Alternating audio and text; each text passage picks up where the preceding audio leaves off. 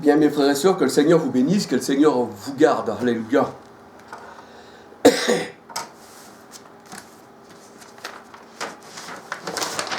Aujourd'hui, j'aurais voulu vous faire une petite vidéo.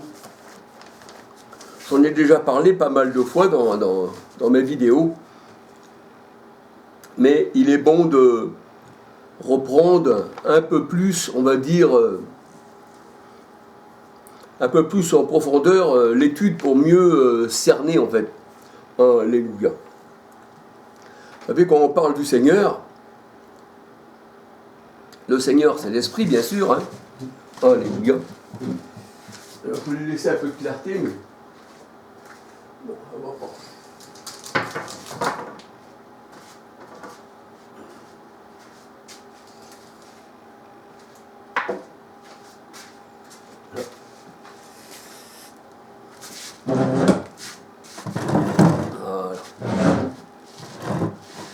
Une fois, j'essaierai de faire mes vidéos dehors pour avoir un peu plus de...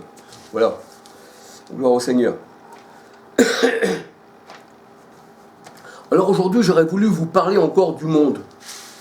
Le monde. Le monde, dans la parole de Dieu, on voit qu'il n'appartient pas au Seigneur, en fait. Bien qu'on voit qu'il y a des évangélistes, qu'il y a des... on va dire, des pentecôtistes, bien qu'il y ait toutes sortes de religions, mais ça n'appartient pas au Seigneur, alléluia. Non, ça n'appartient pas au Seigneur. Et on se demande pourquoi que le monde se retrouve sous la malédiction. Le monde, la parole de Dieu nous dit, se retrouve sous la malédiction. Quand le Seigneur dit « Mon royaume n'est pas de ce monde », ça veut dire que ce monde-là, il est abandonné à lui-même, en fait, à ses propres pensées, à ses buts charnels, et on voit qu'il est loin de la parole de Dieu. Alléluia. On voit que ce monde-là est terrestre. Il n'est pas spirituel. Il n'est pas, la parole de Dieu nous dit, il n'est pas d'en haut en fait. Il est plutôt d'en bas, dans la terre, dans les souterrains. Voyez-vous, il y a beaucoup de personnes qui vivent dans les souterrains. Eh oui, dans ce monde-là. C'est pour ça que le Seigneur dit, ta parole viendra sous la terre. Ta parole sortira de la terre. Ah oui, quand ta parole sort de la terre, dans la parole de Dieu, c'est que tu n'es pas dans les hauteurs. Alléluia. Tu n'appartiens pas à la Jérusalem céleste. Bien que tu te dises chrétien, bien que tu dises que tu appartiennes au Seigneur, ça c'est ta bouche qui le dit, mais ton esprit n'est pas, on va dire, converti au Seigneur pour être avec lui un seul esprit. Donc quand tu es dans le monde, tu fais partie du monde. Le Seigneur a dit à ses disciples, je vous ai ôté du monde, ôté, et vous en faites plus partie. Et vous aurez les tribulations dans le monde, mais prenez courage, je l'ai vaincu. Alors on voit que dans Samuel, 1 Samuel 8, le peuple, carrément le peuple, eh bien, il veut être comme toutes les nations. Il disait à Samuel, pardon, donne-nous un roi comme toutes les nations. Et nous voyons que c'est pas Samuel qui donne un roi, mais c'est le Seigneur. Il se donne lui-même comme roi, alléluia, à son peuple, qui est juif et qui, le Seigneur, est le roi des Juifs. Là, on voit que le peuple qui rejette l'Éternel dit à Samuel, qui est un prophète, donne-nous un roi comme toutes les nations. Et la parole de Dieu nous dit, et ceci a déplu à l'Éternel. L'Éternel, là, quand on demande à vouloir un roi à part de lui, eh bien ça l'attriste en fait. Alléluia. Ça l'attriste. N'attristez pas l'Esprit de Dieu, la parole de Dieu nous dit. Alléluia. Alors nous voyons que le monde, si on met ce mot-là à l'envers, ça fait démon en fait, ça va bien avec. Eh bien il voulait un roi comme toutes les nations. Il ne voulait pas d'un roi céleste. Pour lui, ça ne lui convient pas. Donc il dit à Samuel, donne-nous un roi, comme toutes les nations. Alléluia.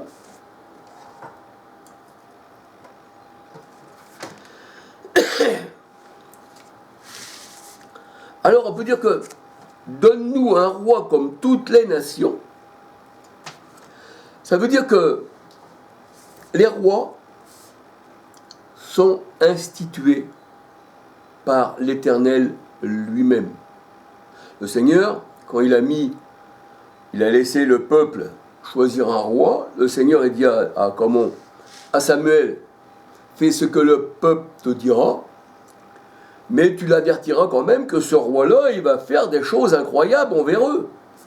Il va les rendre esclaves, il va les jeter à la guerre, il va prendre les meilleurs de la récolte, et vos enfants iront à la guerre, et ci et ça, ils se feront massacrer, ça sera de la chair à canon. Mais ça fait rien, nous on s'en fout, on s'en fiche pas mal, nos enfants, c'est rien du tout, puisque tu les jettes à la guerre. Donc tu t'occupes pas de tes enfants, et tu veux que tes enfants même se fassent massacrer, c'est ce que ça veut dire en fait, et nous voyons que, eh bien, ils veulent quand même un roi charnel, qui domine sur eux. Et la parole de Dieu nous dit que c'est l'Éternel qui met les rois sur le trône ou qui les enlève. La royauté, c'est Dieu qui donne la royauté. Alléluia. Dans Daniel 4, verset 17. Alléluia. Jérémie 27, verset 5, 6, 7. Daniel 2, verset 21, 37 à 38. Alléluia. Mais en fait, l'Éternel est notre roi. Il est le roi des Juifs. Il est notre roi. Et nous, on ne veut pas un autre roi qui règne sur nous. Alléluia. Un peu comme Gédéon, je vais dire, ce qu'on va voir tout à l'heure. Alléluia. Donc, on ne veut pas de roi, nous, charnel. Alléluia. On veut un roi spirituel qui est Yeshua, Messia. Alléluia. Un roi rempli d'amour, un roi qui nous donne sa paix comme le monde ne la donne pas. Alléluia. Un roi qui voit nos cœurs, qui voit nos chagrins, qui compatit à nous et qui donne sa vie pour ses brebis. C'est un roi comme ça que nous voulons. Alléluia. Mais le monde entier, 1 Jean 5, 19, 20, est sous la puissance du mauvais. Alléluia. C'est-à-dire des rois de ce monde qui ont lutté contre le Christ quand il est venu. Dans Actes 4, 25, 26. Les rois se sont ligués. Parce que c'est eux qui veulent dominer ici, c'est eux qui veulent, on va dire, ça leur appartient à tous ces royaumes. Alléluia. Mais nous, comme nous sommes d'en haut, Galates 4, 26, le Jérusalem céleste, on veut un roi céleste qui est Christ. Alléluia. Et ce roi-là ne peut pas nous décevoir. Alléluia. Ce roi-là nous donne la vie éternelle. Ce roi-là, eh bien, s'il y a une brebis qui est égarée, eh bien, il va à la rencontre de sa brebis égarée. Il n'est pas comme les rois de ce monde, qui tuent les enfants, qui tuent les hommes, qui tuent les femmes, simplement pour s'imposer, simplement pour se faire voir, mais qu'ils n'en ont rien à fiche, on va dire, eh bien, du peuple, en fait. Et là, ces rois-là sont élus, on les appelle les élus. Les élus. Mais ils ne sont pas élus de Dieu, c'est ça aussi. Les seigneurs, ces rois-là, les a rejetés. Et il a abandonné cette maison qui est le monde. Alléluia, parce que son royaume n'en fait pas partie. Il ne fait pas partie du monde, le Seigneur. Alléluia. Ah non, il n'en fait pas partie. Si tu es au Seigneur, alors toi aussi tu ne fais pas partie du monde. Aussi bien homme que femme. Puisque le Seigneur, et la parole de Dieu nous dit, eh bien, il nous a retirés du monde. Et le monde va vous haïr, dit le Seigneur. Et vous aurez des tribulations dans le monde. Alléluia. On voit que tous ces empereurs, tout ça, dans le passé, tout ça, comme Constantin, comme tous ces empereurs romains et tout ce que vous voulez, eh bien, ils attaquaient ceux qui appartenaient au Seigneur, ils les mettaient sur des feux, sur des bûchers, les écartelaient, ci et ça. Voyez-vous ? Et aujourd'hui, nous voyons que ce monde entier est sous la puissance du malin. Et ceux qui se disent chrétiens défendent ces gens-là. Ils votèrent pour la bête. Ils acclamaient la bête, ils la voulaient pour roi. Alléluia. Alors le Seigneur envoie Samuel chez Isaïe, le père, eh bien, on va dire, de David. Il l'envoie chez Isaïe pour oindre David comme roi sur Israël. Alors vous allez dire, là c'est un homme. C'est aussi un homme. Non, parce que David est une figure du Christ. Eh oui. Pardon. David est une figure du Christ. Alléluia. Alors là, on voit que Samuel, eh bien, il va chez Isaïe pour choisir celui que l'Éternel lui montrera pour oindre comme roi sur Israël. Alors, on voit que Samuel regarde un peu à droite à gauche, il dit peut-être que celui-ci, c'est peut-être Eliab. Il me paraît bien grand, il me paraît bien beau, mais ça c'est la chair en fait encore.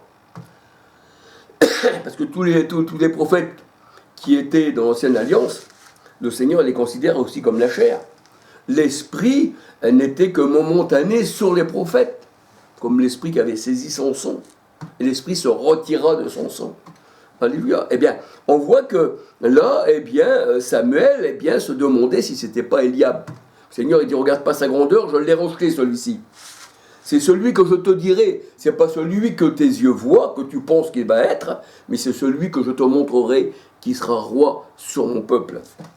Il aura une domination éternelle qui ne sera jamais enlevée, car c'est la maison de David. Alléluia. 1 Samuel 16, versets 1, 6, 7, 8, 9, 10, 11, 12, 13, 14. Celui que je choisirai, celui que je te montrerai. Donc c'est pas à Samuel de choisir, mais c'est l'Éternel qui choisit celui qui dominera sur Israël. Alléluia. Et on voit que le Seigneur a rejeté le roi Saül. Alléluia. Le Seigneur a rejeté le roi Saül que le peuple voulait comme roi. Le peuple voulait comme roi, le roi Saül, un roi charnel. Même on voit que Saül, il voulait tuer David. Donc il était carrément charnel, en fait. Alléluia. 1 Samuel 16, verset 1. 1 Samuel 15, verset 27, 28. Et la parole de Dieu nous dit que Samuel lui-même voyait avec déplaisir que le peuple disait « Donne-nous un roi pour nous juger ». Donc il voulait un roi charnel pour les juger. Le seul roi qui peut juger selon ton cœur, c'est le Christ, le roi des Juifs. C'est celui-là qui peut juger. D'ailleurs, la parole de Dieu nous dit, c'est spirituellement qu'on en juge. Alléluia. Donc, donne-nous un roi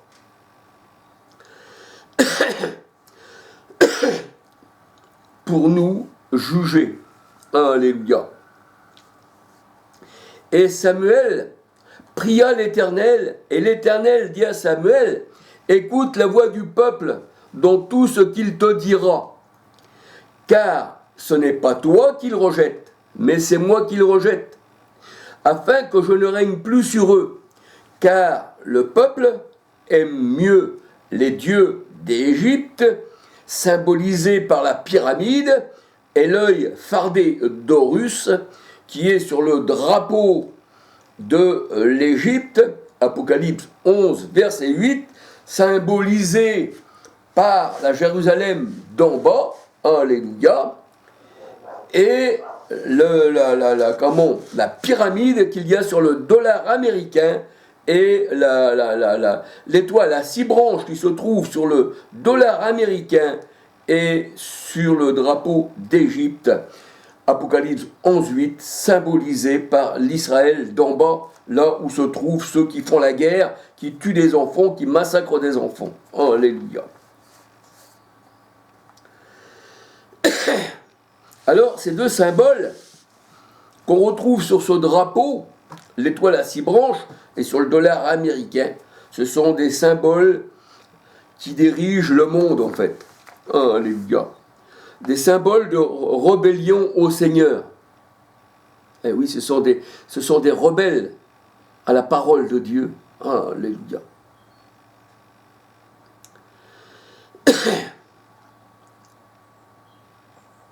Alors l'Éternel dit, le Seigneur dit à Samuel, dis-leur, dans 1 Samuel 8, verset 9, alléluia, dis-leur, voici quel sera le roi qui sera sur vous. Parce que là, on voit que ce roi qui sera sur Israël, ça sera un roi méchant, en fait. Alléluia. Alors, 1 Samuel 8, 9. 1 Samuel 8, 9.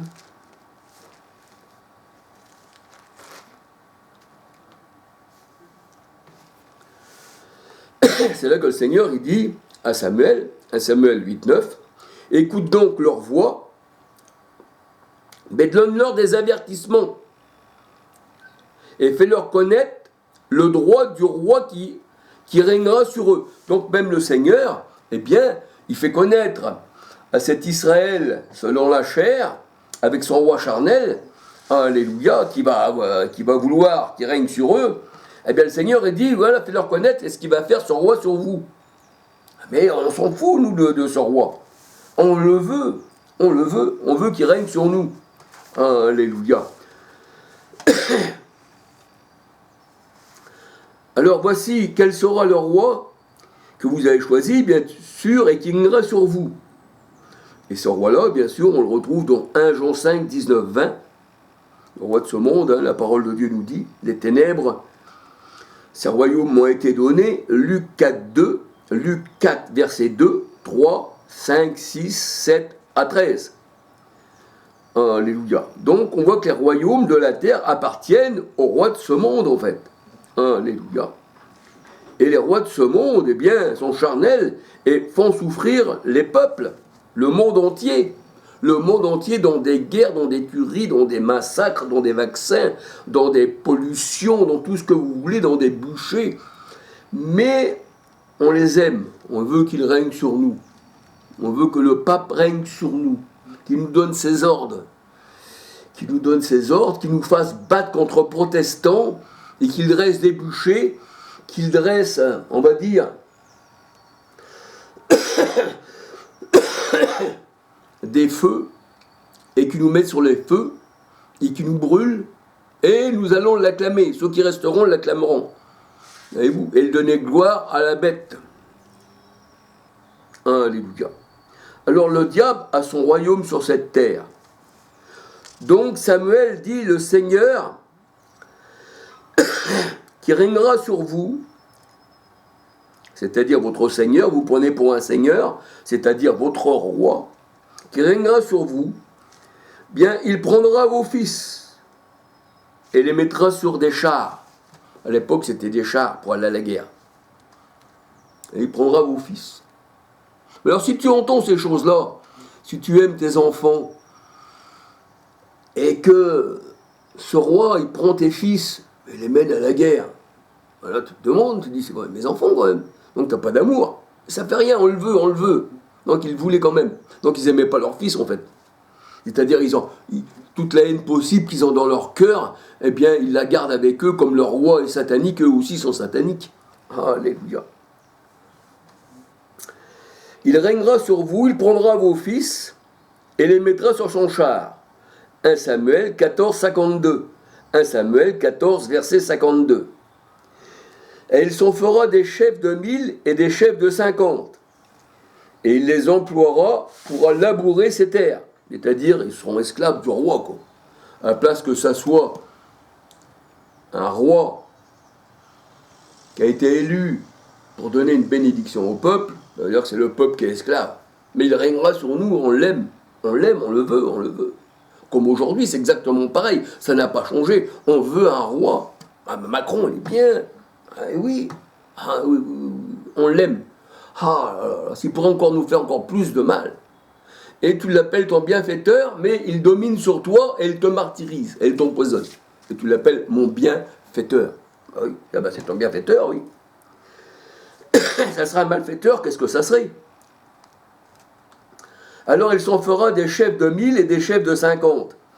Il les emploiera pour labourer ses terres.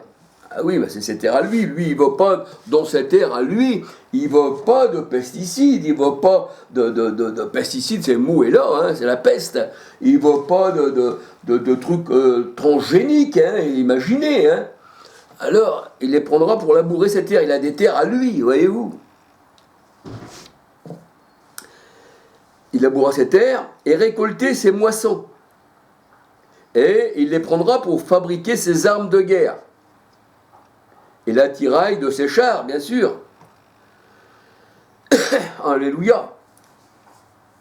Alors on peut voir que c'est vrai que ils n'aiment pas leurs enfants en fait, puisqu'on leur dit que leurs enfants vont servir à chair de canon.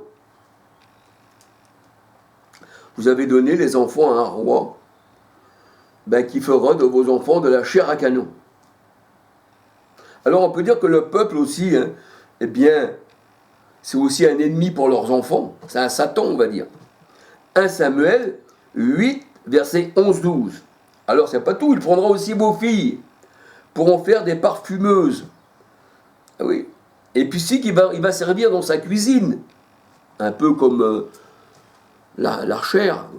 L'archère, elle aime bien la cuisine qui se trouve à l'Élysée. Lui, il ne mange pas des trucs pollués.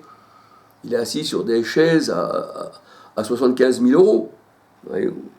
Donc, il faudra qu'ils feront la cuisine. Voyez-vous, vous allez manger, c'est encore si vous mangez. Voyez-vous, si vous pouvez encore manger, avoir assez d'argent pour pouvoir manger.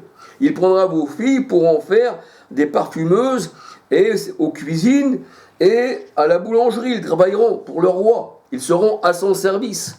1 Samuel 8, verset 11-12. Alors on voit qu'ici le roi n'est pas au service du peuple, mais que le peuple est au service du roi. Ils l'ont élu. Ce sont les élus.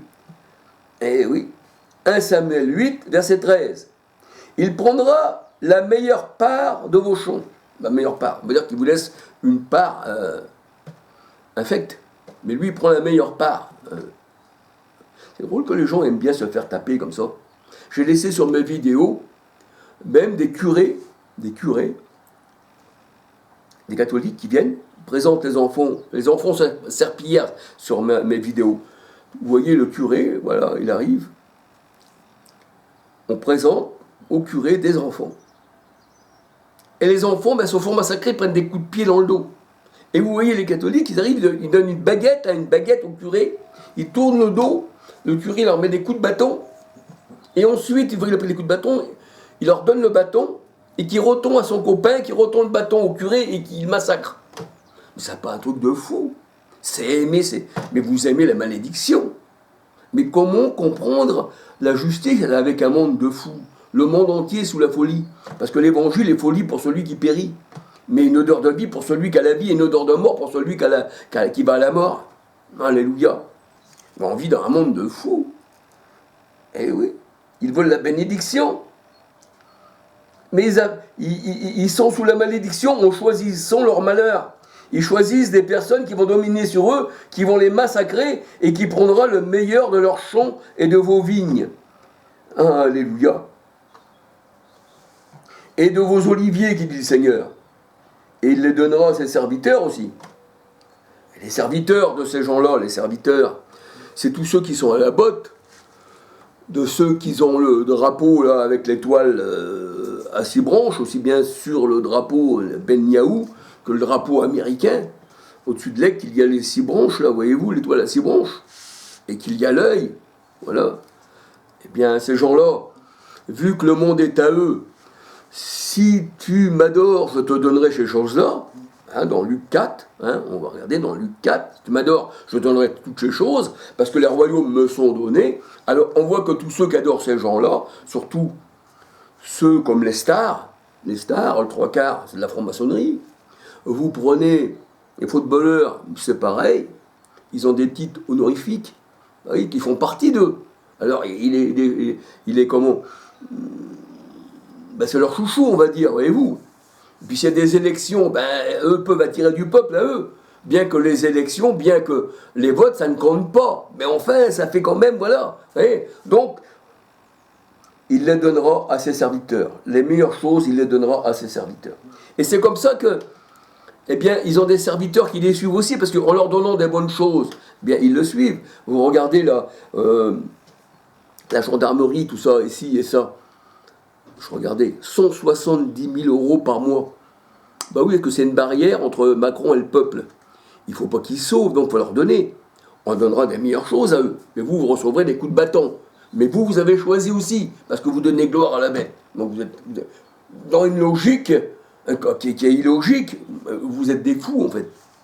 Je ne dis pas tous, parce que tous ne sont pas endormis, tous ne sont pas, on va dire, à la botte de tous ces gens-là. Il y en a qui sont réveillés. Alléluia, et gloire au Seigneur. Donc je ne parle pas pour tous. Je parle pour ceux qui aiment bien prendre des coups. Alléluia. Et on voit tous ces religieux, ces religions, ça fait partie de ce monde-là, en fait. Alléluia. Il prendra le meilleur de vos champs, de vos vignes, de vos oliviers, et le donnera à ses serviteurs.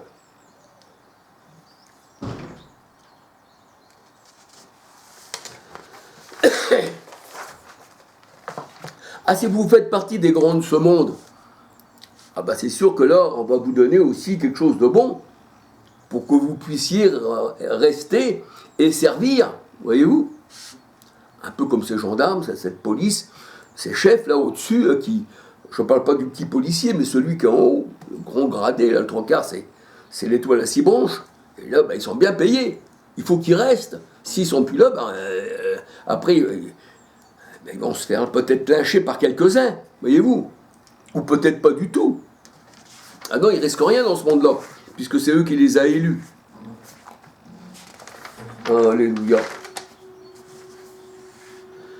1 Samuel 8, 14, 15. Il prendra vos serviteurs et vos servantes, vos meilleurs bœufs, les meilleures viandes, qui n'est pas piquée, tout ça. Je parle pour aujourd'hui, bien sûr, mais aussi pour l'ancien temps.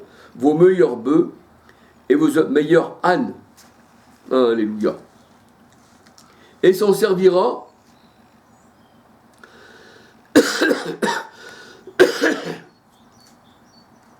et il prendra la dîme de vos troupeaux et vous serez esclaves. Là, c'est le Seigneur qui avertit, dans 1 Samuel 8, et vous serez esclaves. Galates 4, 21 à 31. Vous serez esclaves, la maison de la servitude. On veut un roi comme ça. On veut un roi comme Ben Yaou. On veut un roi comme Trump. On veut un roi qui domine sur nous, qui nous étrangle, qu'on ne peut plus respirer, juste à peine de souffle. Mais on le veut. On a encore un peu de souffle pour dire « Tu es mon roi, que j'honore, que j'adore ». Même le pape, il se fait adorer. Voyez-vous ? On veut un roi comme ça. Mais on ne veut pas un roi spirituel qui donne sa vie pour ses brebis. Ah non, non, celui-là, on ne le veut pas. On le rejette, il faut le crucifier. Oh, alléluia, c'est ça. On est dans un monde de fous. Alors on voit que vous serez esclaves, qui dit le Seigneur. Ici, on voit qu'ils ont été avertis par le Seigneur. Par la voix de Samuel. Ils ont été avertis de leur esclavage.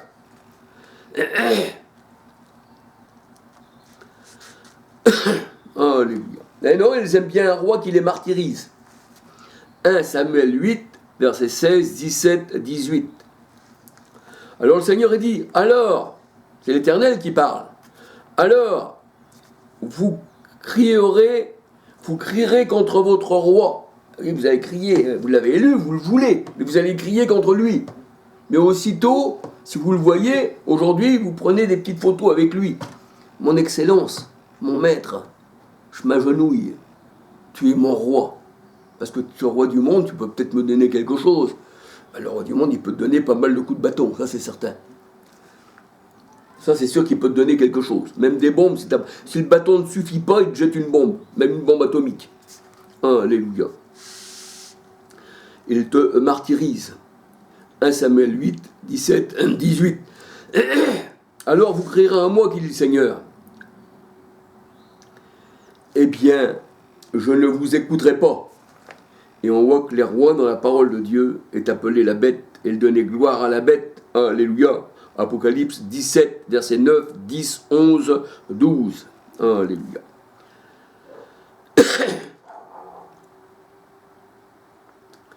Alors vous crierez contre votre roi. Et le Seigneur, il dit, et je ne vous écouterai pas. Je ne vous écouterai pas. Le Seigneur n'écoute pas ceux qui marchent selon la chair et qui ont choisi un roi charnel. Alléluia.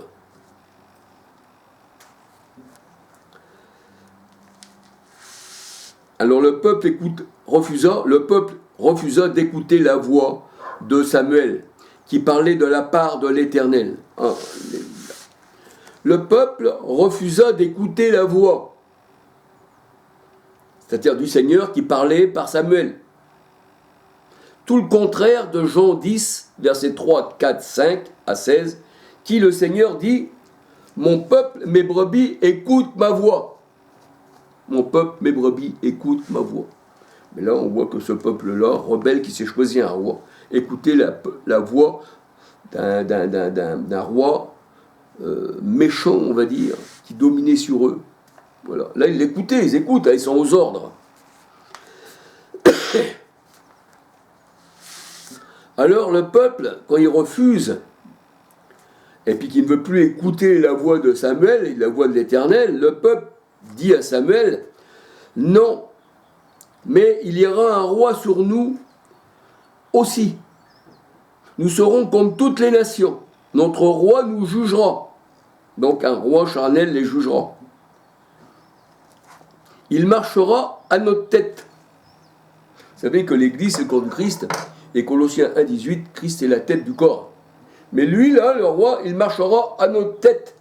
C'est lui, on le suit. Alléluia. Gloire au Seigneur, parce qu'il n'y a qu'un seul roi, c'est le Christ. Colossiens 1,18. Il nous conduira dans nos guerres. Ah oui, ils veulent la guerre. Hein. Ah, ils la veulent.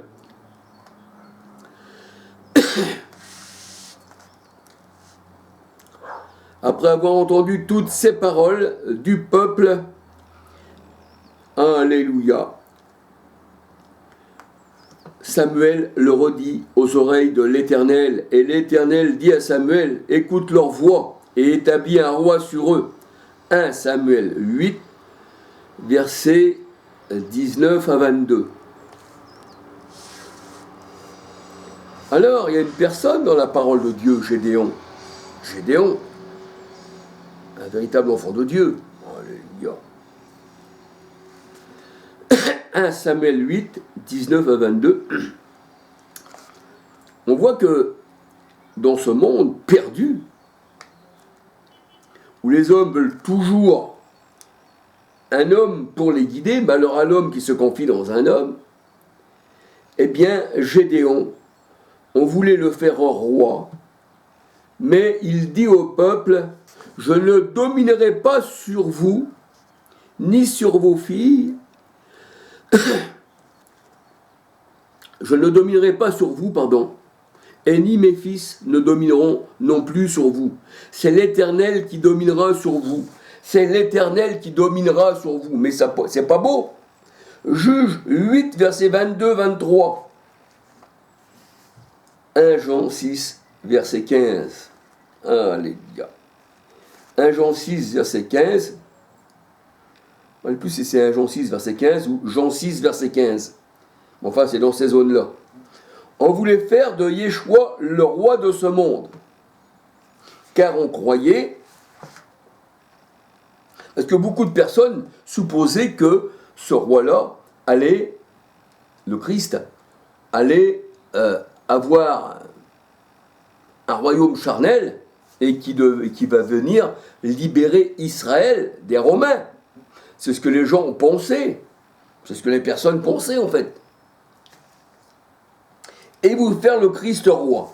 Mais le Seigneur, eh bien, la parole de Dieu nous dit, c'est esquivé, et il est parti, parce qu'il ne peut pas être le roi de ce monde, le roi de ce monde, ça serait un monde charnel. Seigneur, il est le roi d'un monde spirituel. Galates 4, 26, Alléluia. Luc 24, 21, acte 1, verset 6. Alors Hérode lui-même, le roi qui était là, le roi Hérode, alléluia, bien, il croyait que le roi des Juifs allait prendre sa place. Et c'est pour ça, qu'il voulait tuer le petit enfant, dans Matthieu 2, versets 1 à 23. Alléluia. Hérode voulait tuer le petit enfant. Comme il était roi, il veut dire, il va prendre ma place, celui-ci. Donc il faut que je l'élimine. Quand il est petit comme ça, hop, et moi je serai toujours roi. Hein. Eh oui, alléluia. Matthieu 2, versets 1 à 23. Les rois de ce monde sont pervers. Alléluia. Ce sont des antichrists. Ils ont lutté contre Christ déjà à sa naissance. Matthieu 2, versets 1 à 23. Et par la suite, Acte 4, versets 25, 26, 27. Alléluia. C'est pour ça que le Seigneur nous dit, il ne fait pas partie de ce monde. Il ne fait pas partie des nations, le Seigneur. Alléluia. Il ne fait pas partie des nations. Il ne fait pas partie d'Israël selon la chair. Alléluia. Qu'il l'a livré aux païens, aux Romains. Jean 18, versets 35, 36, 37. Israël, selon la chair, l'a livré aux païens. Les scribes, les pharisiens, leur roi était un roi charnel. C'était César. Et vous aimez bien César, et pourtant César a détruit tout là-bas, dans cet Israël, là, César était là. On peut dire que César représente, Titus représente tous les rois de ce monde qui sont rois sur cet Israël, de Galates 4, 21 à 31, sur l'Israël aussi de Ben Yahu, qui est né en 1948. Alléluia. Jean 19, versets 15-16. Alors on sait pourquoi que le monde, quand on dit le monde, si on l'écrit à l'envers, c'est démon en fait. Alléluia. Et le monde ne donne pas la paix du Christ, puisqu'il n'a pas de paix. Il vous parle de paix tous les jours, le monde vous parle, c'est la paix. Comme Trump, il paraît que c'était l'homme de la paix. Il avait le prix Nobel de la paix. Voyez-vous, il voulait le prix Nobel de la paix. Mais vous savez que Nobel, renseignez-vous, c'était un constructeur d'armes. Donc, Nobel, c'était un constructeur d'armes. Il faisait toutes sortes d'armes Nobel. Voyez-vous, et Trump voulait le prix Nobel de la paix, parce que pourquoi c'était les armes, bien sûr, il faut bien comprendre la chose. Trump, comme tous les hommes charnels, non spirituels, si c'était un homme spirituel, il ne serait pas à la tête du monde. Il ne serait pas à la tête du sioniste, comme Ben Yahu. Alléluia. Donc on voit que ce sont des hommes charnels. Et ils ne peuvent pas vous donner la paix. Mais le Seigneur dit, je ne vous donne pas la paix comme le monde la donne, mais je vous donne la vraie paix. La paix est dans notre cœur. Paix et sécurité. Une ruine soudaine les attend. C'est ce que dit le Seigneur, une ruine soudaine les atteindra. Jean 14, versets 27 à 30. Jean 14, versets 27-30. Le Seigneur nous a retirés du monde et choisi parmi le monde. Alléluia. Dans Jean 15, versets 16, 19, 20. Et la parole de Dieu nous dit que le monde nous haït. Si on était du monde, le monde nous aimerait. Alors tout ce qui est, on va dire, abominable, pédophile, on le voit d'ailleurs avec l'affaire Epstein, on le voit. Tous les gens du monde, la pédophilie, tous ceux qui dirigent, tous les hommes du monde, tout ce qui est transgenre, tout ce qui est obscurité, tout ce qui est massacre, tout ce qui est douteux, fait partie de ces grandes guerres, on va dire, de ces hommes de guerre, avec leur fausseté et leurs hypocrisies. Et de la pollution, ça vient d'eux, en fait. Ils veulent anéantir les nations, mais qu'ils s'anéantissent déjà eux-mêmes. Et la paix reviendra. On vous parle de paix, on vous parle de guerre, mais ils construisent des bombes atomiques. Alléluia. La pollution, c'est eux. Alléluia. C'est pour ça qu'il y a un chanteur aussi qui chantait « La pollution n'est pas dans l'air, mais elle est sur vos visages blaire », un truc comme ça. Hein, voilà. Je crois que c'était Renaud qui chantait ça, en fait.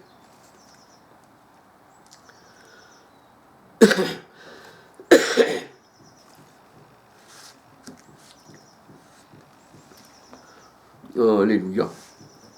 Alors la parole de Dieu, elle dit, ce que tu sèmes, tu le récoltes. Oui, si tu sèmes, si tu aimes le monde, si tu es ami du monde, que tu as voté dans l'urne pour ceux qui te martyrisent, et que tu veux qu'un seul roi, et que le Seigneur te dit, eh bien, il va t'emmener à la guerre, il va prendre tes fils, tu seras esclave, ça ne fait rien. Je le veux, alors le Seigneur dit, ce que tu sèmes, ben, tu le récoltes. Galates 6, versets 7, 10. Et puisque tu as aimé la malédiction, que tu voulais un roi sur toi, eh bien, la malédiction reposera sur toi. La malédiction repose sur le monde entier. Ici, dans ce monde-là, vous aurez toujours la guerre. Toujours. Parce qu'à force de guerre, si c'était comme ça, hein, si la guerre va résoudre quelque chose, à force des milliers, des centaines de milliers de guerres qu'il y a eu depuis le commencement du monde, on devrait être dans une paix dans ce monde incroyable. Mais à chaque fois, il faut une guerre pour qu'il y ait la paix. Il n'y a jamais de paix. Mais il y a toujours des massacres. Donc, vous êtes dans un monde de malédiction. Le Seigneur, il dit, tu as voulu la malédiction, elle sera sur toi. Alléluia. Alors la malédiction, elle est sur le monde, elle est sur les grands de ce monde, elle est sur les religions de ce monde, sur catholiques, sur protestants, sur exogenres, enfin tout ce que vous voulez. Alléluia. Ça, c'est à l'encontre du Seigneur. Le Seigneur a fait les choses parfaites, mais ces gens-là, les antichrists, font les choses contre Dieu. Et la vie qui a été donnée par le Seigneur, eh bien, eux, ils s'amusent avec. Et de l'homme, ils en font une femme, et d'une femme, ils en font un homme. Mais même s'ils le font, l'homme restera toujours un homme, avec un sexe féminin, et la femme, elle sera toujours une femme, avec un sexe masculin. Sa mentalité ne peut pas changer, parce que le Seigneur, il l'a fait comme ça. Sauf qu'elle a été greffée d'une main d'homme, et elle restera éloignée du Seigneur. Alléluia. Si la personne a été greffée, et ci et ça, si elle prend conscience que le Seigneur existe, elle peut être aussi sauvée. Alléluia. Gloire au Seigneur. Si elle prend conscience, et comme le Seigneur a dit, ne pêche plus. Alléluia. Elle peut être sauvée. Gloire au Seigneur. Le Seigneur ne regarde pas la chair, il regarde l'esprit. Alléluia. Alors, on n'a pas à lutter contre la chair et le sang, mais contre les esprits méchants, contre tous ceux qui gouvernent en France, tous ceux qui sont ministres, tous ceux qui ont des places haut placées, tout ça, on a à lutter contre eux. Les chrétiens ont à lutter contre eux, les chrétiens, alléluia. Éphésiens 6, versets 10 à 17. Les esprits antichristes, acte 7, 51. Le monde entier est sous la puissance du malin. 1 Jean 4, versets 1 à 6, qu'on appelle les antichristes. 1 Jean 5, 19, 20.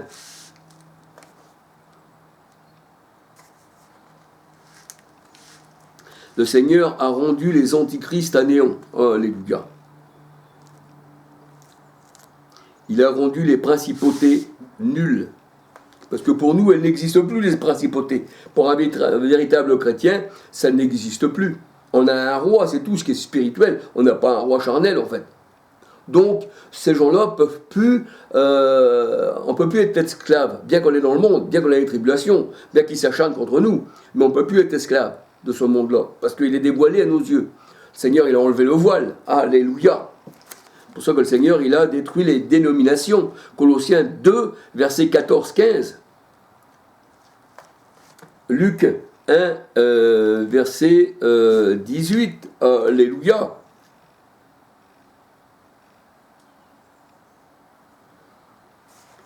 Le monde aime ceux qui les martyrisent.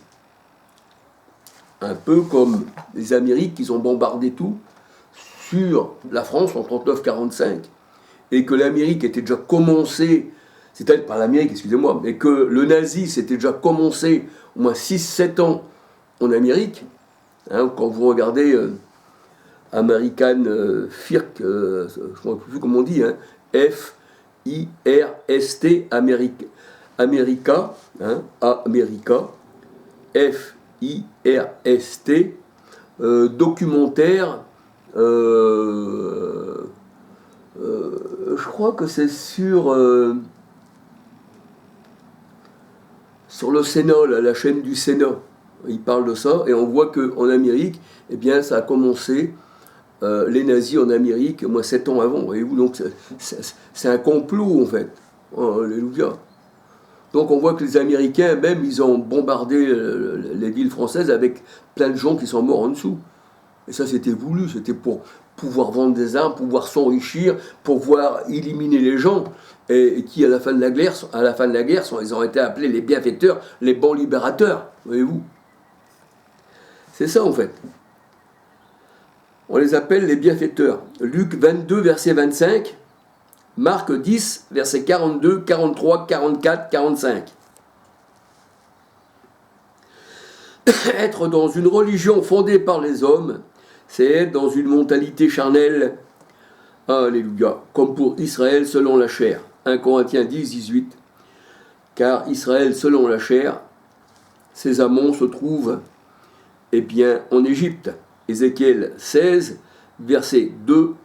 Ézéchiel 16, verset. Son cordon, le Seigneur, dit, n'a pas été coupé. Alléluia. Et vous savez que ceux, au temps de Moïse, qui sont nés, ils ont resté 400 et quelques années en Égypte, eh bien, ceux qui sont nés en Égypte sont obligés qu'ils ont la nationalité, comme on dit, égyptienne, comme Moïse. Eh bien, la parole de Dieu nous dit, il a été né, il était, on va dire, instruit dans toute la sagesse égyptienne. Alléluia. Ézéchiel 16, verset... Excusez-moi. Ézéchiel 16... Oh, c'est pas vrai. Ézéchiel 16, verset 2, 3, 4, 5, 6. C'est pour ça que le Seigneur a dit sa chevelure a commencé à se développer. Chevelure, vous savez que dans la parole de Dieu, ça représente les enfants de Dieu. Alléluia. Mais le Seigneur a dit, bien que ta chevelure a commencé à se développer, tu es entièrement nu. Ézéchiel 16, versets 7, 13, 15, 16, 17, 20, j'ai souligné 20, 21, 22, 23, 24, 25, 26 que j'ai souligné, 27, 28 à 47. Alors je peux dire que ceux qui sont sous les religions du monde construites par les hommes, par la franc-maçonnerie,